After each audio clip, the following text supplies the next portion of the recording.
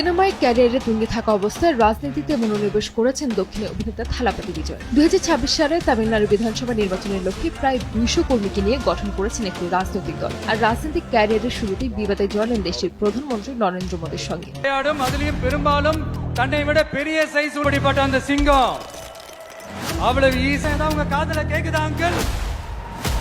এবার ভারতের প্রধানমন্ত্রীর দল বিজেপিকে ফ্যাসিবাদে আখ্যা দিয়ে দলটির বিরুদ্ধে প্রকাশ্যে যুদ্ধ ঘোষণা করলেন নায়ক থেকে রাজনীতিবিদ হয়ে যাওয়া থালাপতি বিজয়।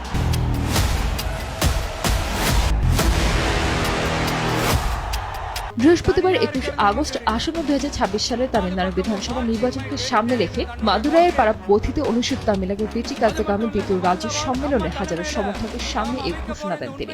সমাবেশে বিজয় বিজেপিকে আদর্শগত শত্রু এবং ক্ষমতাসীন দ্রাবিড় মূলনেত্র কার্যক্রমকে রাজনৈতিক শত্রু আখ্যা দেন। অভিনেতা বলেন, আমাদের একমাত্র আদর্শগত শত্রু বিজেপি আর রাজনৈতিক শত্রু ডিএমকে। টিভিকে এমন কোন দল নয় যারা ভয় পায় বা গোপনে মাফিয়া ব্যবসা চালায়। তামিলনাড়ুর শক্তি আমাদের সঙ্গে আছে। চলুন আমরা ফ্যাসিবাদী বিজেপি ও বিষাক্ত ডিএমকে এর বিরুদ্ধে দ্রুত ঘোষণা করি।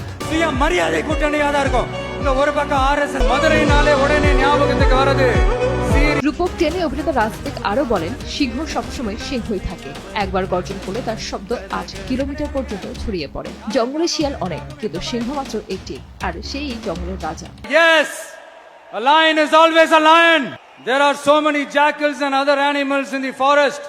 বিজেপি ও প্রধানমন্ত্রী নরেন্দ্র মোদীকে কটাক্ষ করে বিজয় বলেন, আপনারা হয়তো ভাবছেন 2029 সাল পর্যন্ত পথ মসৃণ হবে, কিন্তু আমি স্পষ্ট করে বলছি, পদ্মপাতায় যেমন জল আটকে থাকে না, তেমনি তামিলরাও বিজেপির সঙ্গে কখনো থাকবে না। রাজনৈতিক বিশ্লেষকদের মতে তামিল রাজনীতিতে ডিএমকে ও এআইডিএমকে বিকল্প হিসেবে টিভিকে প্রতিষ্ঠিত করতে চাইছেন থালাপতি বিজয়। গত বছর দলটি গঠনের পর 2026 সালে বিধানসভা নির্বাচনে হবে তার প্রথম রাজনৈতিক লড়াই।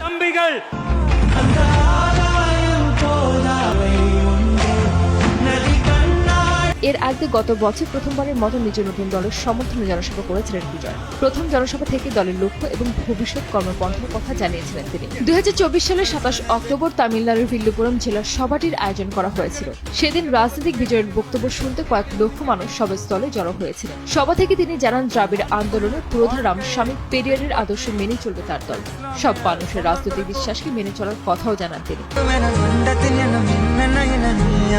দলের ভবিষ্যতের কর্মপন্থা সম্পর্কে বিজয় জানান, তারা রাজ্যপাল পদে বিলোপ চান, মেয়েদের জন্য সমান সুযোগ সুবিধা চান, আদালতে তামিল ভাষাকে কাজের ভাষা হিসেবে স্বীকৃতি দিতে চান। এর পাশাপাশি কংগ্রেস সহ দেশের অন্য বিরোধী দলগুলোর সুরে জাতীয় গণনার দাবি করেন অভিনেতা।